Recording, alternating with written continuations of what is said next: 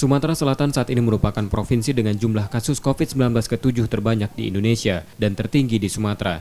Hingga 14 Juni 2020, sedikitnya ada 1.300 kasus positif COVID-19 dengan 51 orang meninggal dunia.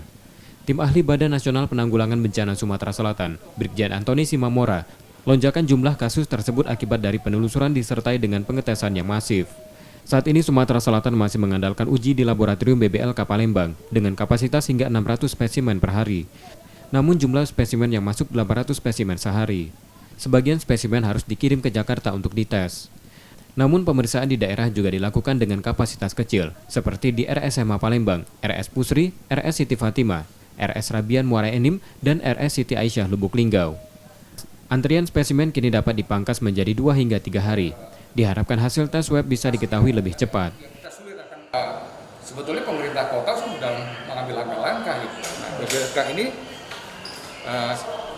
hasil daripada pemeriksaan itu kan per hari sudah dimaksimalkan sampai 600. Sementara yang masuk itu sekitar 850 dan sebagainya.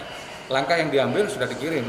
Ada 1.000 spesimen yang dikirim ke Jakarta untuk diminta bantuan supaya itu bisa terselesaikan. Berarti memang kapasitas kita idealnya berapa sih Pak per hari gitu? Ya sebetulnya kalau dikata ideal itu kan relatif ya. Tapi kita lihat yang di lapangan itu seperti apa. 17 kabupaten kota di Sumatera Selatan telah terpapar COVID-19 dengan kasus terbanyak di kota Palembang. Meski mencatatkan lonjakan kasus, Sumsel juga mencatat kesembuhan cukup baik sekitar 50%. Rizky Nurmizan, Kompas TV, Palembang.